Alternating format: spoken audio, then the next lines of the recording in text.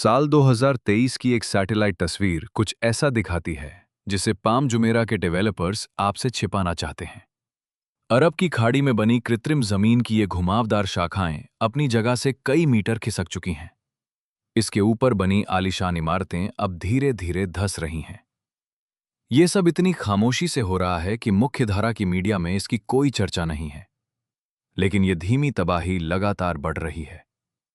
आज आप और मैं इस शानदार ब्रोशर के पीछे छिपे भयानक सच की परतों को खोलेंगे और देखेंगे कि दुनिया का ये तथाकथित 8वां अजूबा असल में किस नाजुक मोड़ पर खड़ा है।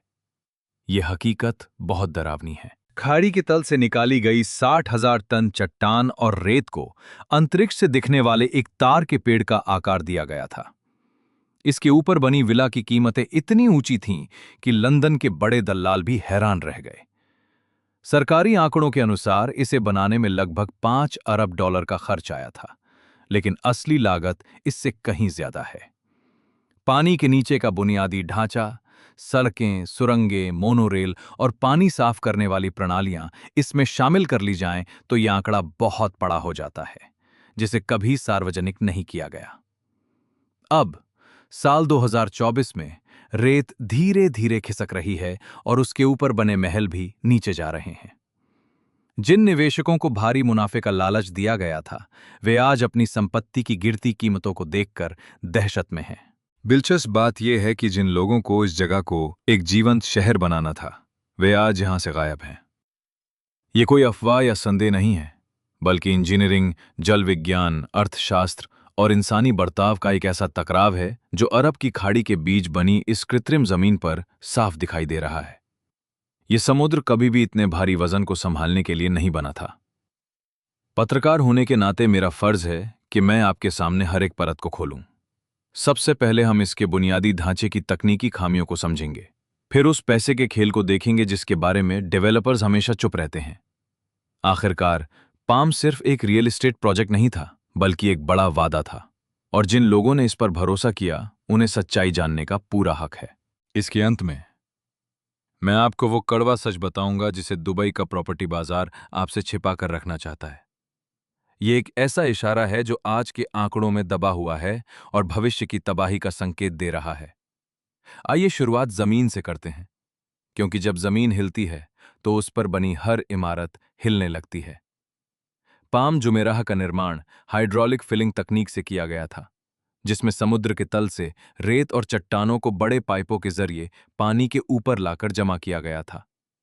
इंजीनियर उस समय भी जानते थे कि यह कृत्रिम भराव प्राकृतिक चट्टानों की तरह मजबूत नहीं होता।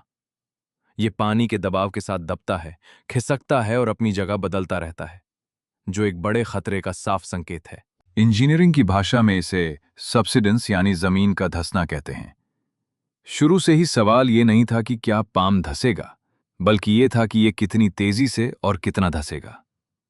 जब जांच के आंकड़े सामने आए तो वे सरकारी दावों से कहीं ज्यादा डरावने थे।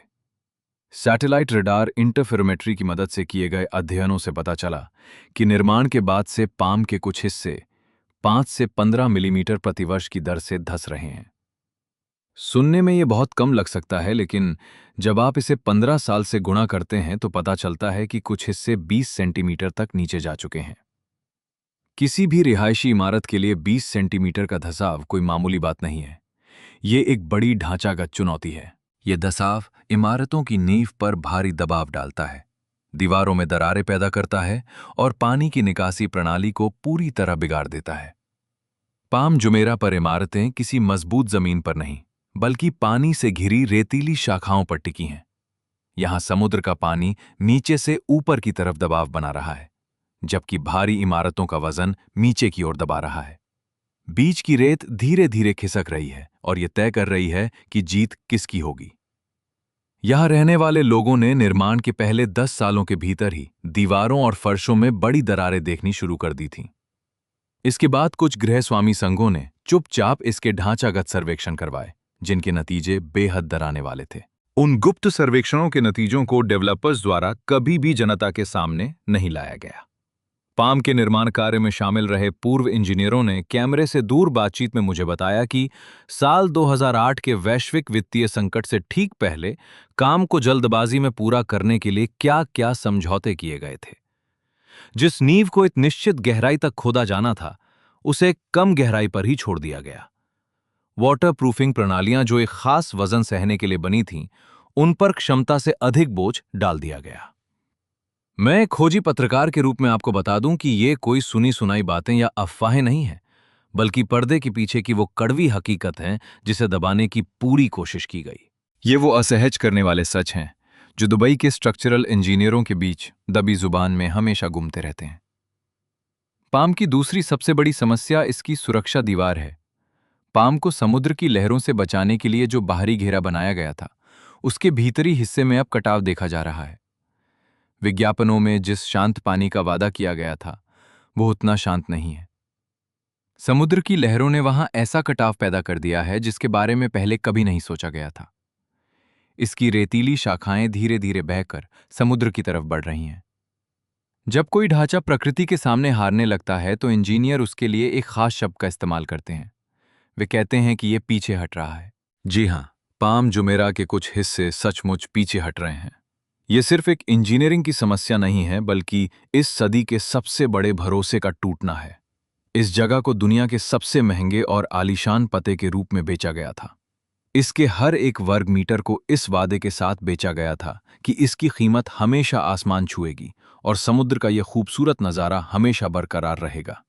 लेकिन अब विज्ञापनों की चमक और जमीन की हकीकत आपस में टकरा रही हैं। ये टकराव अब उस भाषा में साफ दिखने लगा है जिसे निवेशक और रियल एस्टेट बाजार सबसे अच्छी तरह समझते हैं, और वो भाषा है संपत्ति की कीमतों और उससे जुड़े आंकड़ों की। शुरुआती सालों में पाम के ये विला खाड़ी क्षेत्र के सबसे प्रतिष्ठित पते माने जाते थे। साल 2008 की मंदी के दौरान इनकी कीमतें गिरीं और फिर साल 2014 तक इन्हें दुबई के रियल एस्टेट बाजार की स्थिरता के सबूत के तौर पर पेश किया जाने लगा।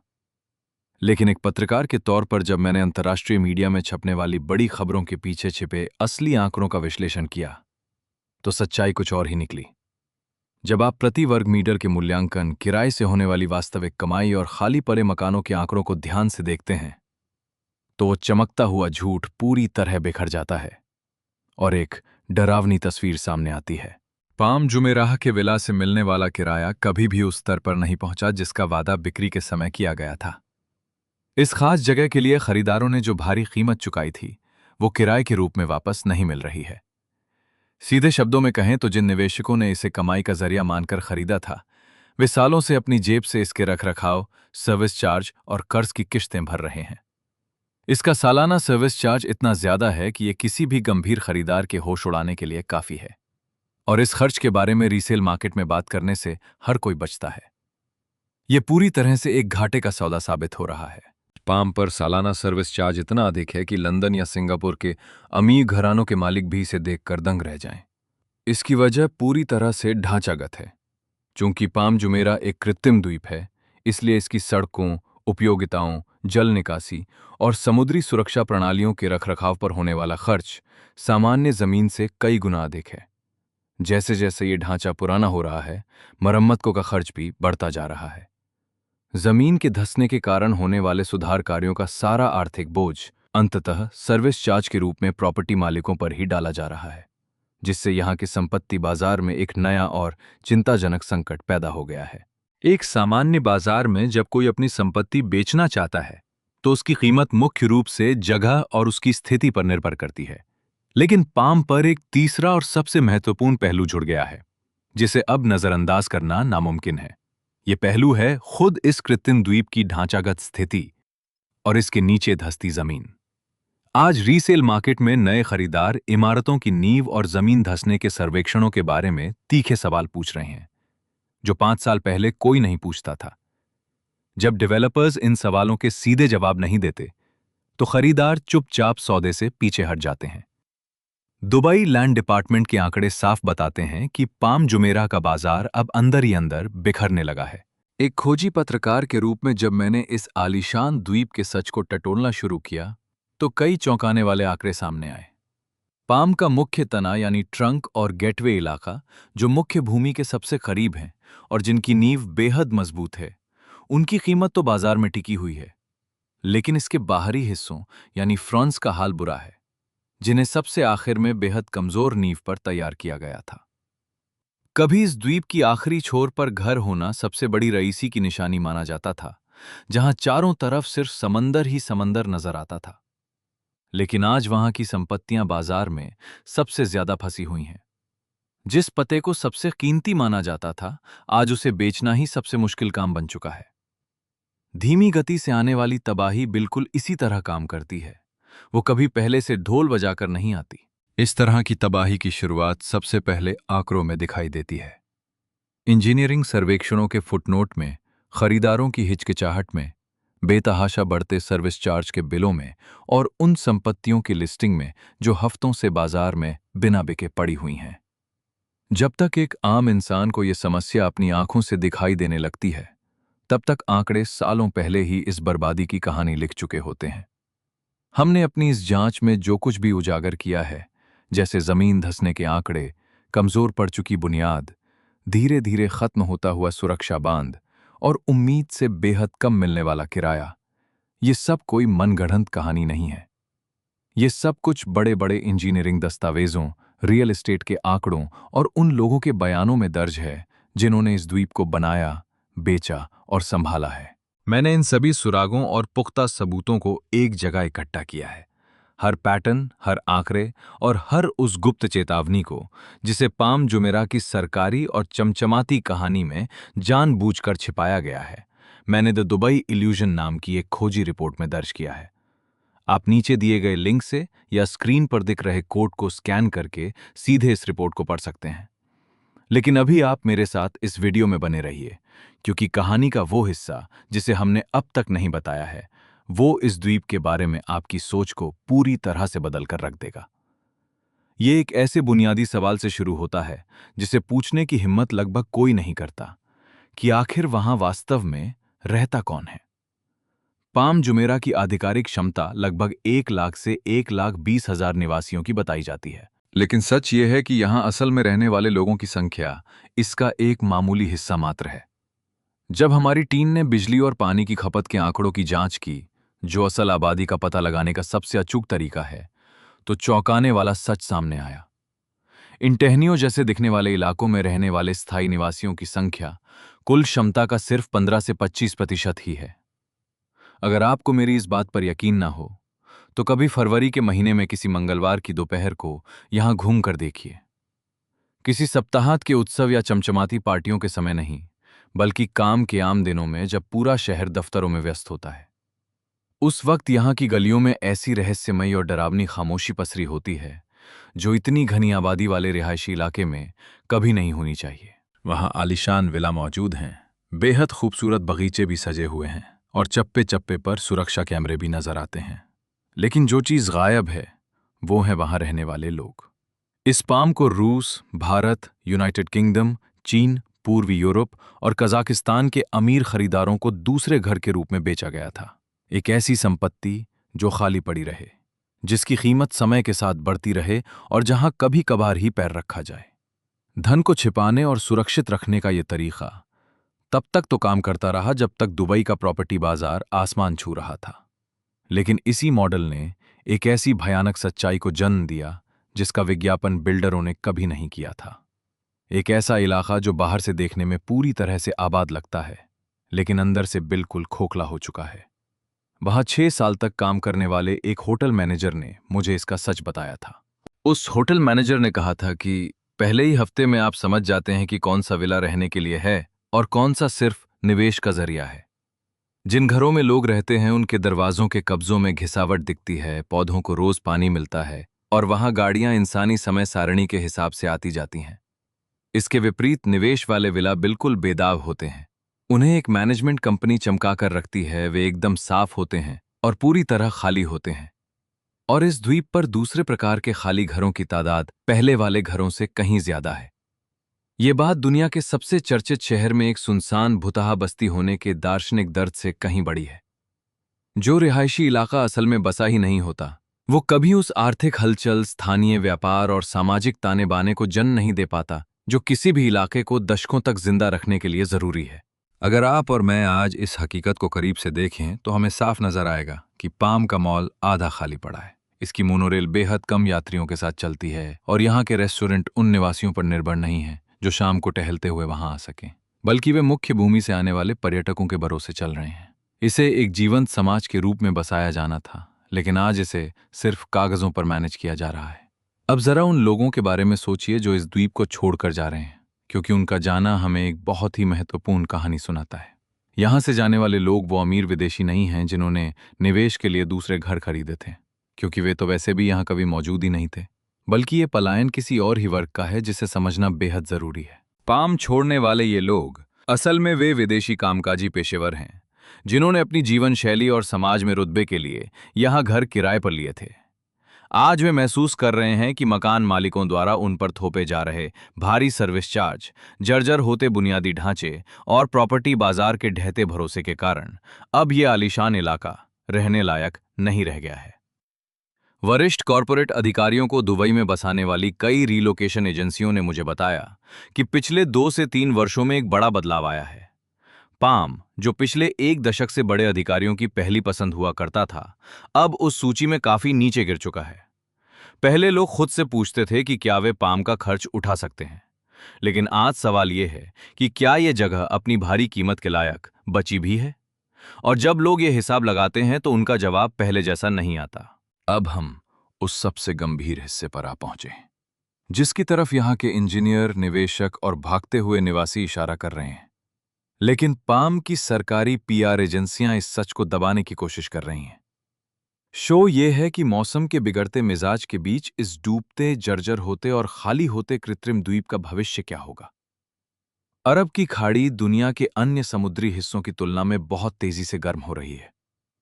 पिछले 4 दशकों में खाड़ी के समुद्री तापमान में लगभग 1 डिग्री सेल्सियस की बढ़ोतरी दर्ज की गई है और आने वाले समय में इसके और भी खतरनाक गति से बढ़ने के आसार हैं।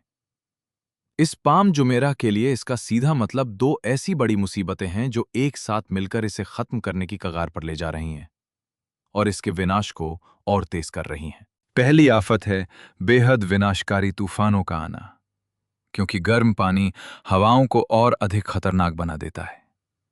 जिस अरब खाड़ी को कभी बहुत छोटा और उथला माना जाता था, वहां अब ऐसे भयानक तूफान उठ रहे हैं जिनकी पुराने कंप्यूटर मॉडलों ने कभी कल्पना भी नहीं की थी। दूसरी आफत है समुद्र के जल स्तर का बढ़ना।